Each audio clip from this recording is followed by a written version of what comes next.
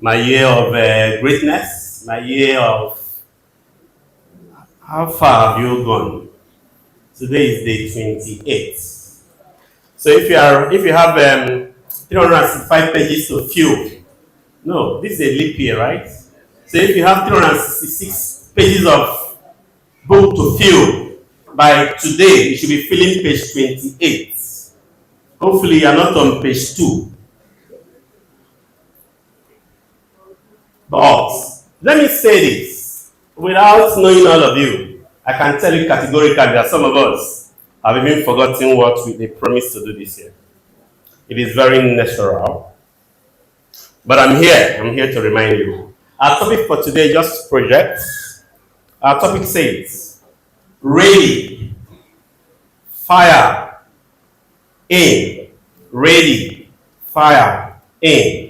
We'll be taking our text later on for the book of Psalm 119, verse 60. If you look at this topic, something seems to be wrong with it. Because the arrangement is a bit different from what you are used to. Normally you are ready, you aim before what? You fire. But I'm asking you to do it differently. A bit of preamble. Traditional wisdom will tell us that for anything we want to do, we have to be ready. We have to decide exactly what we want to do. Then we have to aim. We'll do all the planning, how to get it done and all of that before we go ahead and execute. But that's actually a problem most of the time. Because we get stuck in the aiming phase. We plan, and it never gets done. And it starts talking about the excuses. Someday I will do this, someday I will do that. Or you start developing all the whatever. In our world, we say that you get what we call paralysis of analysis. Then I will do this, then I will do that, and all of that.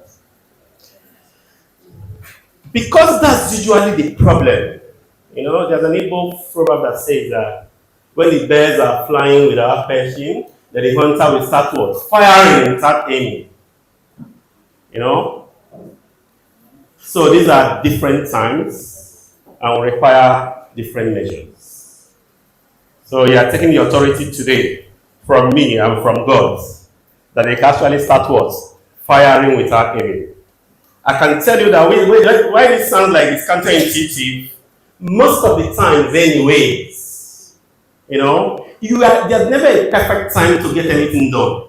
So if you are waiting for that very perfect time, it will not happen. Because life is simply not a perfection game. Life is an adjustment game. You will do it and make adjustments. So you will do it and make adjustments. Right? And if you are waiting for that perfect time, it will not come. That's a bit of a preamble. Let's go to our introduction. This sermon today is a reminder to just jolt into some kind of action immediately. For you to start taking actions and taking them very quickly. Many of us as Christians keep on planning and planning. Someday we will, and it never happens. And like I already mentioned, there's no perfect time.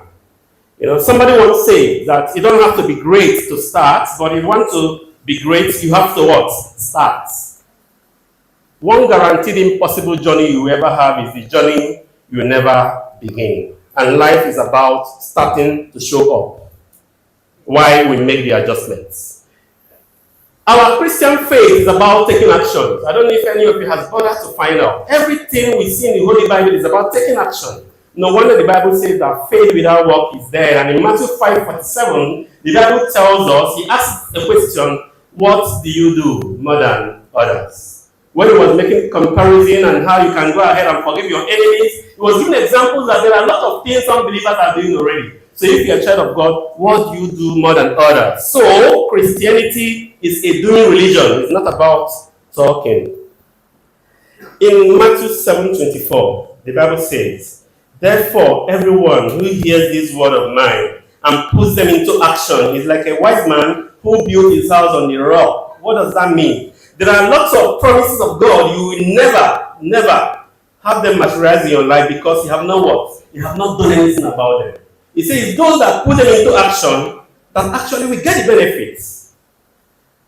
And this morning, we are just saying that every great journey starts with a single step. And that step can be taken today. And a question will now ask. The answer will be dependent on you. What are you willing to do starting today that will make a difference in your life this year and years to come? Nothing changes until you change. Nothing is going to be different until you're ready to do something different. I think I've said this one time in one of my sermons, right? In the Newton's first law of motion, it says that a body will remain at rest or continue moving at constant speed until it's acted upon by a force. This thing I have here was here yesterday. Probably it's been here in the last 1 year. The only way it is stopping here that there's a force that moves it. That's the only way. Right? And he said that something that is no way you continue to move until the stop stops it. Why that is physics. In that particular law, science, life, spirituality are all in agreement. Your life in the last 5 years will be your life in the next 5 years. It's not a course. I'm not trying to say, somebody say it's not my portion. If nothing is done, how it was last year will be how it will be what? This year. Irrespective of what you said on January 1st. My year of this, my year of that. If nothing happens, if you don't take action, nothing happens. So the way the life has been in the last 5 years is also the way it will be in the next 5 years. That is simply true. So do not be entangled in that illusion of ever elusive tomorrow. Someday I will. There are 7 days of the week: Sunday, Monday, Tuesday, Wednesday, Thursday, Friday. None of them is called someday. So I say that the next 5 years will very likely be like the last 5 years. You don't take action. And insanity is continuing to do the same thing over and over while expecting different results. In the book of John, chapter 5, I think if you read from verse 1 to verse 18, there's this story of a man, an invalid, who had been invalid for 38 years. The story had it that man went to a particular pool. He put a call, he put a Bethesda. It is said that in that particular pool, that once in a while, an angel of the Lord will go there and stir it up. And when that pool is moving, the first person to step into that, whatever disease the person had will be what? Completely healed.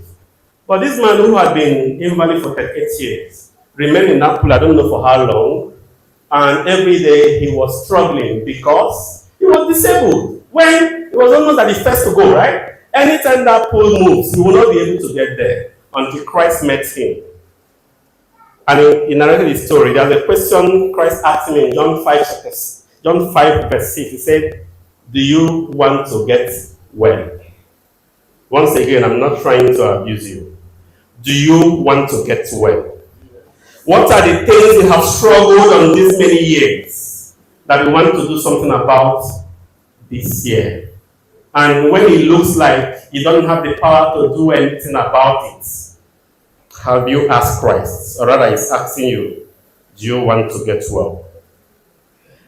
Strong emotions are required to get actions done.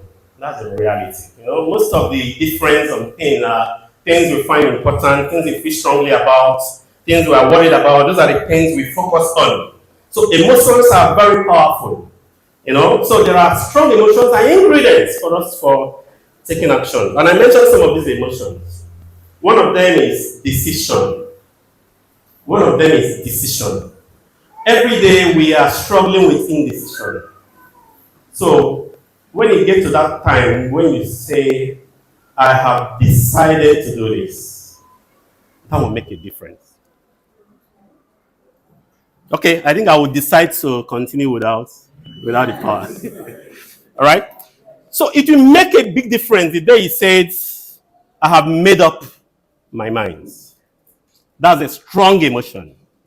The day you're able to say, I have what? Made up my mind. Irrespective of what?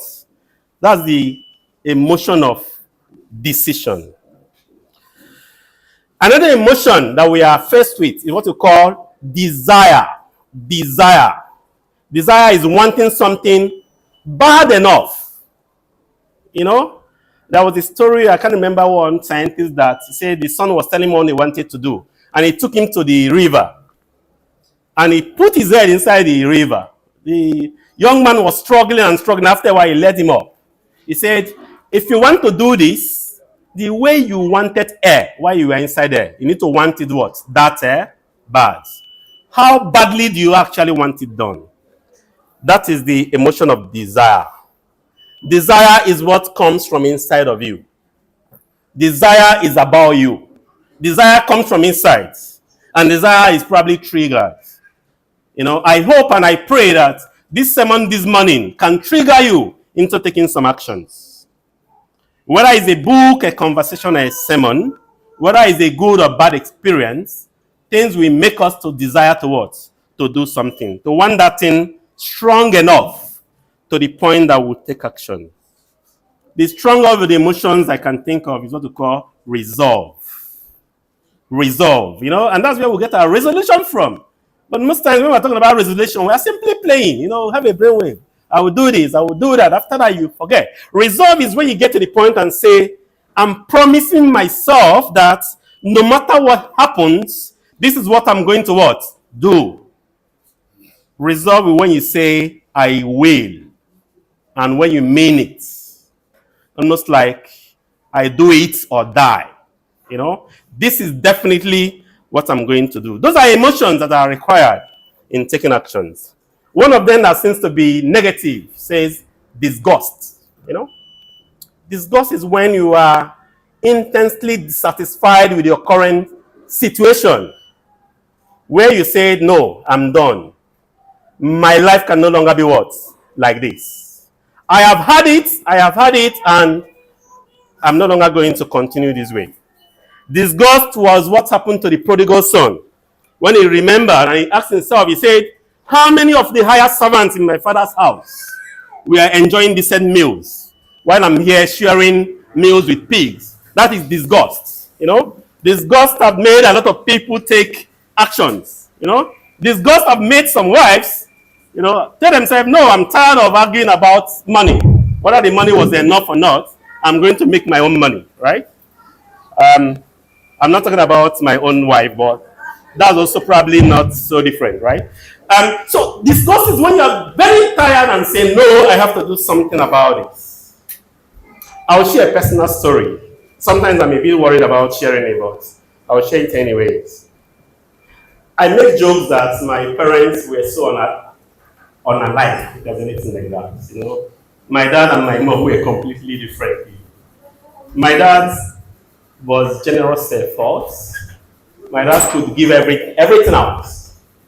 I remember then as kids, we would be beefing him. That's using a lot of words, right? My dad could basically say that struggling or rather hustling clothes for some children that probably they didn't have. And he has not bought clothes for us in the past 2 years. And we will be grumbling. That was my dad, right? My mom is not here, so I can say it. My mom is the exact opposite.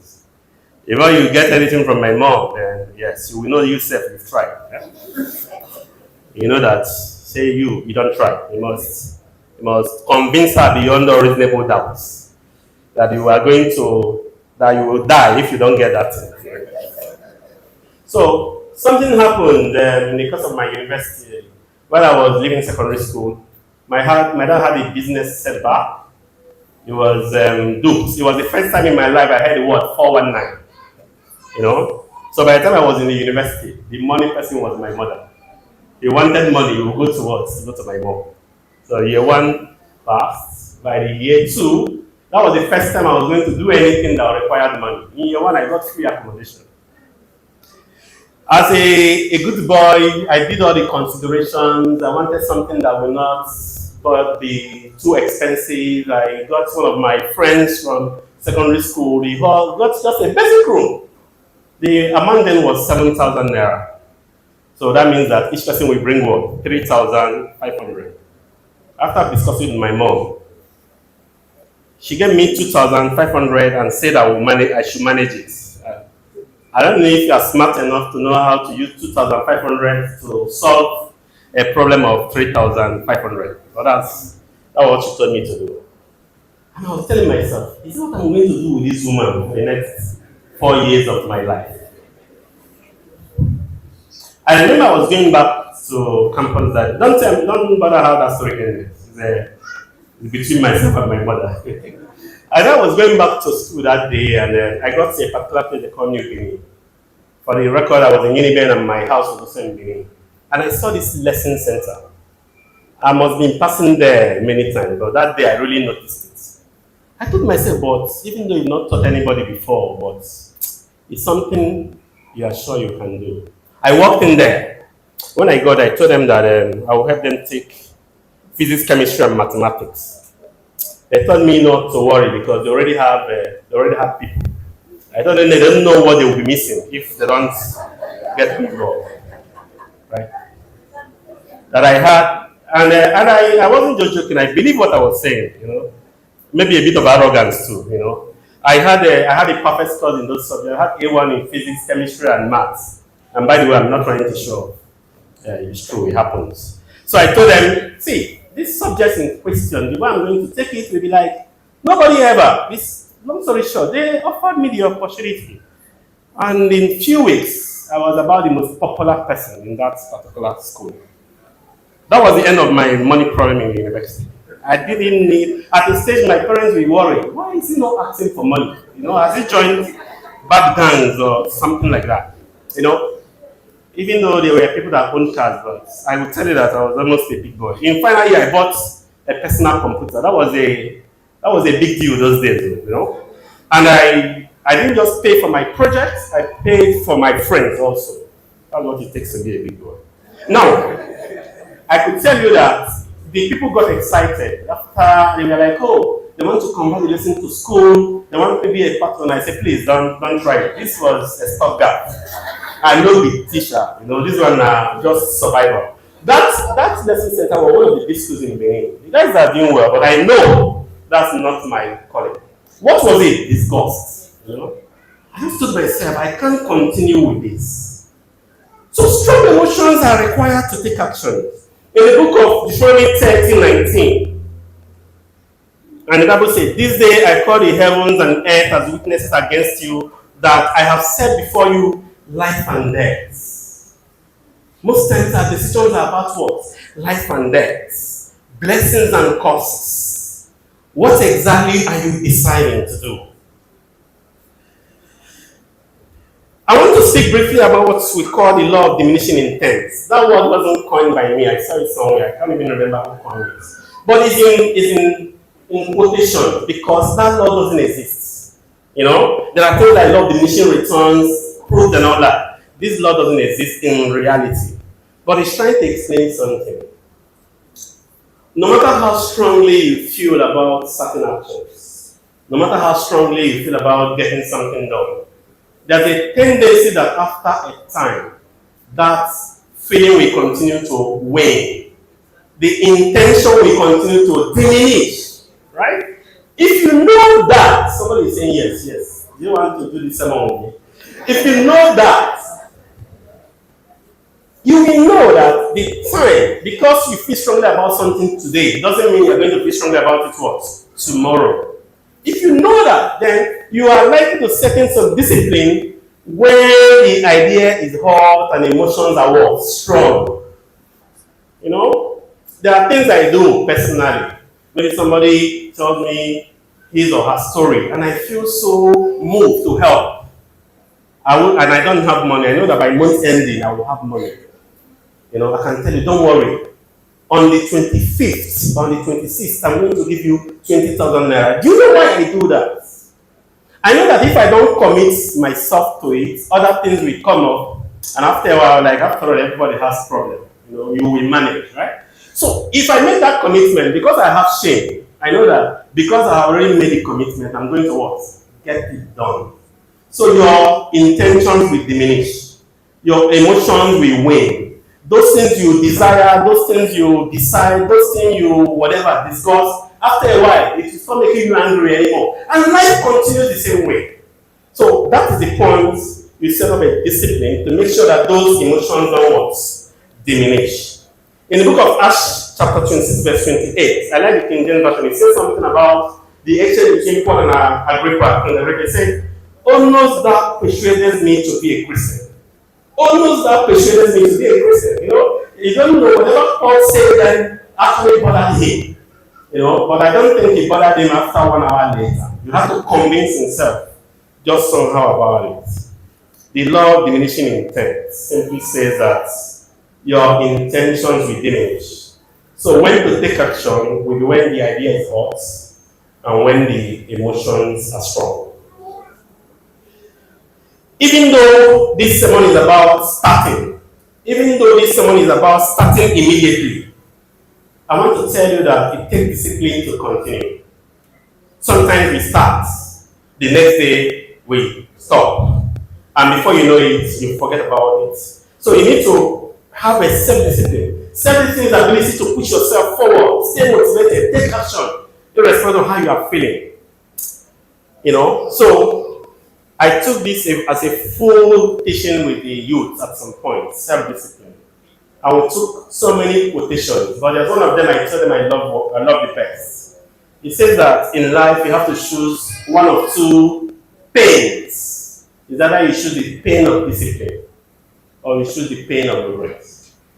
The pain of discipline is not for you to eat everything you want to eat. Pain of discipline is for you to take walk around your house because you want to stay fit and healthy. Those are the pain of discipline. Pain of discipline is for you to, instead of watching your favorite TV shows, to start reading books that will help your life. That's the pain of discipline. Pain of regret will be what will happen to your life when you ignore what? Discipline. One of them weighs in ounces, the other one weighs in tons. So it takes self-discipline to continue, I would say. We need to act now. We need to take actions immediately. We need to take actions today. We need to take action now. If you don't do that, nothing really happens. And we don't say, why do we need to act now?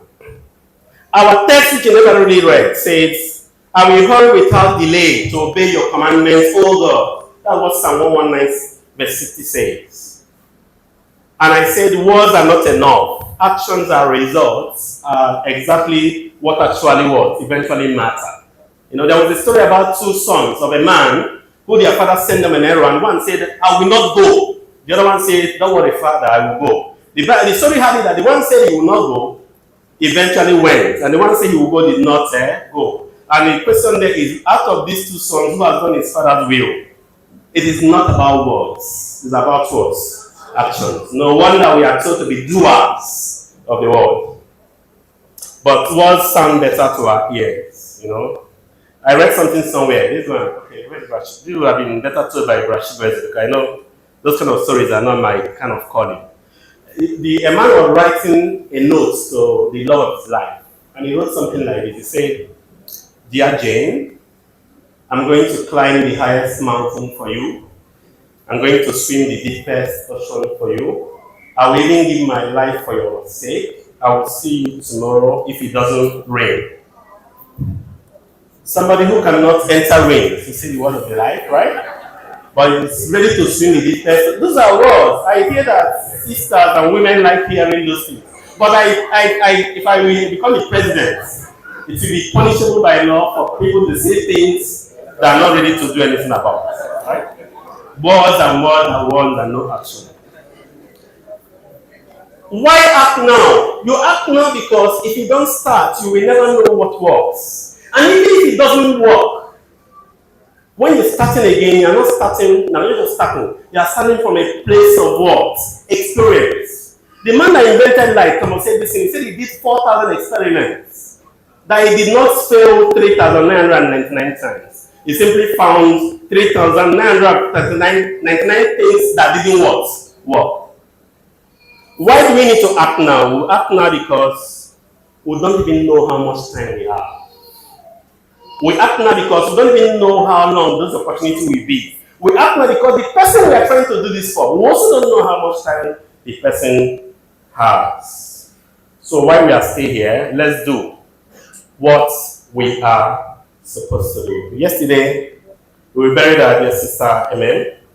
Of course, she's done her part. She's going to be with God. And I also want to say that a lot of brethren did their part while she was fighting cancer. I'm a witness of some things some people did. Of course, a whole lot I will not know. For some reasons, I've decided to mention this and mention names. Please don't be embarrassed. And like I normally say, today is business meeting. If I get into trouble, we discuss it in business meeting. So, but I'm ready to say this. I know how Sister Dorisona was frequenting her house. Later on, the hospital, cooking and taking food for her. You will go say, Sister Dorisona was here, she just left. I know Sister Margaret Cone was not just her doctor, but a mother, counselor, mentor. Those were not my words. Those were the things she said herself. I know the preacher and the wife were taking turns to visit every now and then. You know, they have a new baby, so one person, they could not go together, you know. I know when you go, like, oh, the preacher's wife just left, or the preacher came yesterday. That happened many times. I know the prayer and fasting session Sister held on her behalf. I know a lot of people are mentioning their names are shy, so they will manage. I know Sister Robosa took her kids for more than 6 weeks, bathing, feeding, and making sure they were going to school every day. That sister is relatively new here. She has 3 troublesome kids of her own. She has no help. If you know what it means to wake up in the morning and get 5 kids ready, and you have to do this for 6 weeks, you can have an idea what I'm talking about. I know the arrangements. The day she went to the hospital out of the emergency, I know how the arrangements, people like Sister Daniel, Sister Aini, Sister Precious Nchi, I know what we are doing just to make sure that happens, and to get someone to stay with her in the hospital. It may sound mundane, but let me also mention that for that person to be able to stay in the hospital for a week with her, going, taking transport, 80,000 was paid for that 1 month until an alternative arrangement could be made. That was paid from here. I know someone like Sister Dawi, every now and then, finish work on the island and start running to go and get her 1 or 2 things she needed. And this probably happened for months. Okay, so it doesn't look like just the sisters. I know Madana Nuge, who lives in faraway Lake, we drive all the way to Cantonment to see her, and later on the hospital on many occasions. And of course, that also translated to many other things. I know the number of chemotherapy sessions that brothers had to pay for. It wasn't once, it wasn't twice, it probably wasn't thrice. 1 session will cost more than 300,000. All right, and this was done. A lot of us will not have an idea. You're probably hearing it for the first time. I know there was a time a particular drug was recommended. The story then was that the drug will supposedly restore the dead cells and is a better alternative for chemotherapy. And it was supposedly needed urgently. You know, based on our limited medical knowledge, personally, I even had to ask questions like, oh, that can even add 5 years to the person, all of that. The cost of that drug was 1 million. We finished watching session like this. A few of us went downstairs there. In 5 minutes, 1,030,000 was contributed. In 5 minutes. Thank you, Brother Wilson and Nuge, for that 1 minute sermon you gave that spurred us into action. You know, I cannot possibly exhaust that. You know, I know there was a day a particular brother made an arrangement and said this woman has not seen her kids for a long time. Made an arrangement for the kids to go and see her in the hospital. And if I remember correctly, that will be the last memory they will have of their mother alive. Imagine why that didn't happen. But after all of this, she died. And then, but do you know what really matters? What really mattered that while she was here? People took actions, not just words, right? People took actions. You know, she witnessed, she appreciated the love of brethren. If you know this sister, she will thank you many times. She will also tell somebody else to call you and thank you. So she witnessed all of that. I think that should be priceless. You know, I remember when the 1 million was contributed, it was transferred to her the next day. I was calling her because I wanted her to just quickly make the arrangement. We were in a hurry, right? We were supposedly trying to save her from cancer. When I told her the money was ready, she was crying. I told her, you know what? I will call you back. I'm not gifted with managing people when they're crying. I said, I will call you back, you know? So the kind of gratitude she showed, I don't think there's a replacement for it. Now that she's dead, what more can we really do for her? So you see that it doesn't make sense when certain things become our burden now that somebody died. I'm sure we get the message. I will conclude. I'll conclude. Even though I know I have a bit of more time, but I'll conclude. Do not be a victim of yourself. What do I mean? You can be a victim of many things. You can be a victim of gossip. You can be a victim of conspiracy. In fact, you can set out to get a lot of wonderful things done. People will say, after all, what if not that the father had money? If not that we had favor? If nobody will know the kind of sweat you're going to get it done. You can be those kind of victims.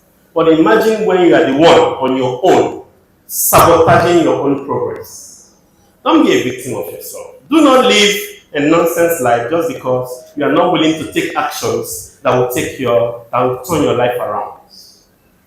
You don't have control over many things, but you have at least control over what you can do about yourself.